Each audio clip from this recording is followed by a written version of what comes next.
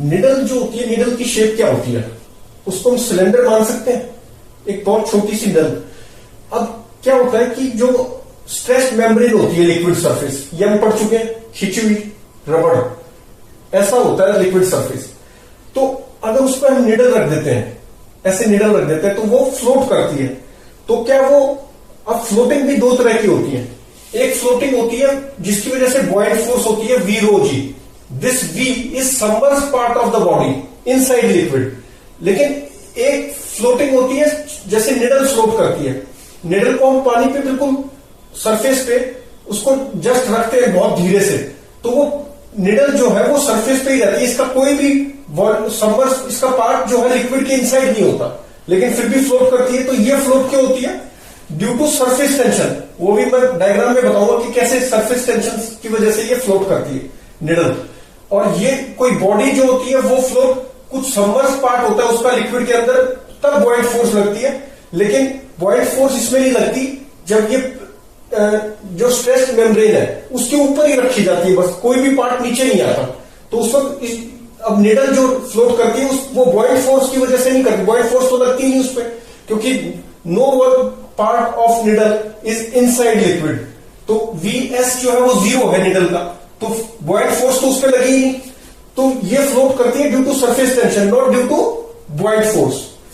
अच्छा, अब कैसे डायग्राम में समझे अगर, तो एक सिलेंडर उसको माना जा सकता है निडल को। तो अब मैं थोड़ा सा बड़ा डायग्राम बना रहा हूं। जैसे मान लो निडल को मैं जूम करके बना रहा हूं। निडल तो बहुत ही पतली होती है ना, तो मैं इसको थोड़ा सा जूम करके समझाने के लिए बना रहा हूं कि कैसे इस पे सरफेस टेंशन एक्ट करती है। और ये बॉयंट फोर्स की वजह से नहीं फ्लोट कर रही, ये फ्लोट कर रही है ड्यू टू सरफेस टेंशन। अब ये देखो, ये निडल थी, या इसको सिलेंडर मान लो। अब मैं जनरल बात कर रहा हूं किसी भी सिलेंडर की, क्योंकि निडल की शेप भी क्या होती है, सिलेंड्रिकल होती है। तो अब ये मान लो यहां तक लिक्विड सरफेस पे आई ऐसे, ठीक है, ऐसे लिक्विड सरफेस है। ये पोर्शन लिक्विड सरफेस के अंदर नहीं है, अभी लिक्विड सरफेस थोड़ा सा ऐसे प्रेस हो गया नीचे से, प्रिक नहीं किया अभी, ठीक है। ये मेम्ब्रेन पे रखी हुई है ऐसे, क्योंकि खिंची हुई होती है, तो ये फटा नहीं है अभी, जस्ट रखा हुआ। अच्छा, इसी तरह से ये पीछे भी ऐसे यहां तक सरफेस लिक्विड आया हुआ है। अच्छा, अब ये ऐसे एक्ट करेगा, ऐसे, ये लिक्विड सरफेस है, तो फोर्स कैसे एक्ट कर रही है, ऐसे। ये क्या है, perpendicular to this line and along the liquid surface. Liquid surface ऐसे हो जाएगा, तो ये फोर्स एक्ट कर रही है। अब ये मान लो ये थीटा एंगल बना रही होगी, तो this is F, this F is due to surface tension. इसी तरह यहां पर भी ये फोर्स लग रही होगी ऐसे, ये भी एंगल कितना बना रही होगी, वर्टिकल से थीटा बना रही होगी। लेंथ मान लेते हैं इसकी एल है, ऐसे ये हर जगह फोर्स लग रही है ऐसे, ठीक है, ऐसे फोर्स लग रही है, उस साइड भी लग रही है बैक। तो अब इसका जो वेट था mg, इसको कौन से कंपोनेंट बैलेंस कर रहा है, this force is due to surface tension. और ये f किसके बराबर होती है, दिस f, अगर मैं इस mg को कौन कौन बैलेंस कर रहा है, surface force due to surface tension, तो f cos theta is balancing mg। और ये f किसके इक्वल है, f किसके इक्वल है, सिग्मा इंटू एल के, और उस साइड भी, तो 2 टाइम्स हो गया sigma into L, sigma into L. तो दिस इज f, ये पूरा f है, और ये cos थीटा हो गया, that is balancing its weight mg, इसलिए ये फ्लोट करती है। इसमें v रो जी का कोई रोल नहीं है, मतलब कि कोई भी पोर्शन इसका लिक्विड के अंदर नहीं गया है, जो स्ट्रेस्ड मेम्ब्रेन है सरफेस उसी के ऊपर रखा हुआ है। No portion of this is submerged, मतलब अंडर वाटर कोई नहीं है, ये लेयर ऑफ वाटर पे ही रखा हुआ है। तो इसमें बॉयंट फोर्स की वजह से नहीं फ्लोट कर रही है, फ्लोट कर रही है due to surface tension, force due to surface tension, और वो कितनी है, सिग्मा एल, ठीक है। अब ये थोड़ा सा वेट और बढ़ाऊंगा इसका, एम थोड़ा सा बढ़ाऊंगा तो क्या होगा, ये थीटा और नीचे जाएगी, और नीचे जाएगी तो थीटा डिक्रीजेस, थीटा डिक्रीजेस तो कॉस थीटा विल इंक्रीज, ये इंक्रीज कर जाएगा। तो एम मैक्स कितना हो सकता है, मान लो मैक्सिमम मास पे ये 2 सिग्मा एल कॉस 0 हो जाएगा ना। मैक्सिमम मास पे कैसे हो जाएगा, देखो ये मैक्सिमम मास है मान लो, तो लिक्विड कहां तक आ गया, इसके हाफ तक आ गया, ये जो है मतलब यहां तक लिक्विड आ चुका है, ठीक है। तो अब जो है ये लिक्विड, अब ये फोर्स ऐसे लग रही है, ऐसे ऐसे, तो ये एक्चुअली ये फोर्स अब वर्टिकल हो चुकी है, this force due to surface tension 0 degree angle बना रही है वर्टिकल के साथ। ये जो वर्टिकल था इसके साथ ये कितना एंगल बना रही है 0, और ये ऐसे ही पीछे की साइड भी, ठीक है। तो ये फोर्स ऐसे लगने लग गई अब, ऐसे, ठीक, वर्टिकल के साथ 0 एंगल बना रही है। तो ये कितना हो गया, cos 0 हो गया। तो उस वक्त ये मैक्सिमम मास को बैलेंस कर सकती है ये फोर्स।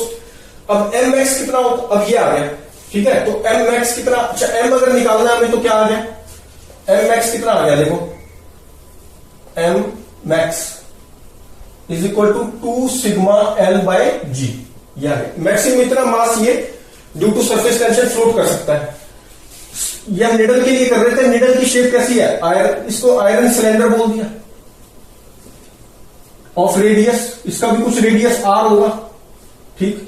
तो अब नेक्स्ट क्वेश्चन ये पूछा कि what maximum radius of this iron cylinder which can float. तो मैक्सिमम रेडियस के लिए अगर पूछा तो एम मैक्स को क्या लिख दूंगा मैं, एम मैक्स को मैंने लिख दिया वी रो, एम कितना है इसका, वी रो है, वॉल्यूम कितनी है पाई आर स्क्वायर, और ये मैक्स ले लिया मैंने क्योंकि यही निकालना है। तो मैक्सिमम कितने आर के लिए ये फ्लोट कर सकता है ड्यू टू सरफेस टेंशन, वो निकाल रहे हैं। तो pi R square V into rho, V into rho, this is M max. M max कितना हो गया, maximum volume into density, density तो जो भी है इसकी वो रहेगी। अच्छा ये डेंसिटी किसकी है, सिलेंडर की, आयरन सिलेंडर।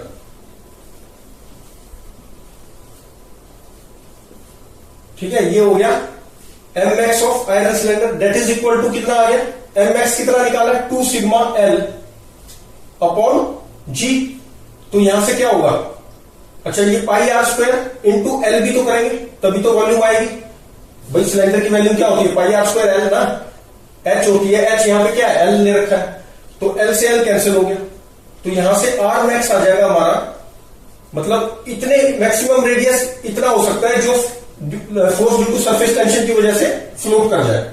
तो आर मैक्स आ गया 2 सिग्मा अपॉन जी है ये, और ये आ गया पाई रो, पाई रो, और इसका अंडर रूट 2 सिग्मा बाय जी पाई रो, जी पाई रो, ठीक है। तो मैक्सिमम इतने रेडियस का फ्लोट कर सकता है। इसमें एक चीज नोट करें हम, दिस जो ये वेट है इसका, मैक्सिमम वेट जो था उसमें एल था, लेकिन आर मैक्स इतना ज्यादा से ज्यादा इतने रेडियस का ये फ्लोट कर सकता है। It is independent of L, L कितना भी हो सकता है, देखो एल कैंसिल हो रहा है ना, तो L could be any, L could be any, किसी भी लेंथ का जो ये सिलेंडर है ये फ्लोट कर सकता है, बट आर मैक्स जो है ज्यादा से ज्यादा इतना हो सकता है। तो ये हमने आर मैक्स बता दिया कि ज्यादा से ज्यादा आर मैक्स इतना हो सकता है कि ये फ्लोट कर जाए, इससे ज्यादा आर मैक्स लोगे तो ये गिर जाएगा, ठीक है। तो इस तरह से हम इसको सोल्व कर लेते हैं। अच्छा अब जो इंसेक्ट्स होते हैं वाटर सरफेस पे हमने देखा है ना, जैसे पॉन्ड वगैरह में जिनका मास बहुत कम होता है, तो वो भी जो है सरफेस, वो नीचे तैर नहीं रहे होते, स्विम नहीं कर रहे होते, वो लेयर पर ही होते हैं। तो वो कैसे हो जाते हैं, अब जैसे उस मान लो 6 लेग्स होते हैं, 8 लेग्स होते हैं, तो हो सकता है वो 1-2 तो चलने के लिए लेग यूज हो जाते हैं, तो सरफेस से ऊपर उठा लेते हैं उनको। लेकिन 3, 4, 5 या 6 लेग्स, मान लो 8 लेग्स थे इंसेक्ट के, बहुत मास उसका ज्यादा नहीं है, तो वो फ्लोट करता है on the surface of liquid due to surface tension, not due to buoyant force, क्योंकि उसका भी कोई पार्ट जो है वाटर के अंदर नहीं होता, तो बुआइंट फोर्स नहीं लगती, तो वो भी किस वजह से फ्लोट कर रहा होता है, ड्यू टू सरफेस टेंशन। अब मान लो 8 लेग्स का था वो, तो 5-6 लेग्स मान लो उसके हमेशा वाटर सरफेस पे रहते हैं, लेग्स ऐसे थे उसके, ठीक है, ये हमेशा रहते हैं। तो इस पे फोर्स कैसे लग रही थी, हमने देखा था अभी, ऐसे फोर्स लग रही थी ना एफ थीटा एंगल पे। तो जब ये मैक्सिमम मास भी अगर हम इसका ले मॉस्फेट होगा, तो ये थीटा क्या हो जाएगा, थीटा इज इक्वल टू 0 हो जाएगा। तो ये जो एफ थी हमारी ड्यू टू सरफेस टेंशन, ये थीटा क्या हो जाएगा, 0 हो जाएगा, और ये पूरा यहां तक आ जाएगा वाटर। जब वाटर सरफेस यहां तक आएगा तो ये एफ ऐसे हो जाएगी ना, ऐसे हो जाएगी, फिर थीटा 0 हो जाता है। तो 6 अब जो मास ऑफ मॉस्किटो है वो एम मैक्स मान लो कितना हो सकता है, M max g is equal to 6 into sigma into this length of, ये इसका सर्कुलर जो पैर है उसपे वो है। अब इसका रेडियस मान लो आर था, तो ये 6 सिग्मा इंटू एल, ये होगी सरफेस टेंशन ऊपर की तरफ, कॉस 0 हो गया ना, क्योंकि एम मैक्स के लिए यहां पर आ गया लिक्विड। तो अब जो ये फोर्स थी ये 0 डिग्री बना रही है वर्टिकल के साथ। अब एन कितना है इसमें 2 पाई आर, तो 6 into surface tension into 2 pi r हो गया।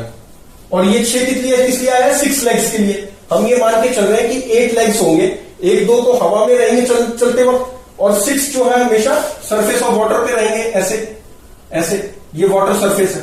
तो ये मैंने इसको बताया है। तो उसमें एम मैक्स कितना आ जाएगा, this implies that M max of the mosquito which can float on the surface of liquid having 8 legs and 6 remains on the surface, तो उसका मैक्सिमम मास कितना हो सकता है, 6 12 हो गया, ये 12 सिग्मा पाई आर अपॉन में कितना आ गया, जी आ गया। तो इतने मैक्सिमम मास इतना हो सकता है इंसेक्ट का, जो इस पे फ्लोट कर सकता है ड्यू टू सरफेस टेंशन। ठीक है, 12 sigma pi R, 12 sigma pi R upon G. तो इस तरह से हम इसको सॉल्व करते हैं और करेंगे नेक्स्ट वीडियो।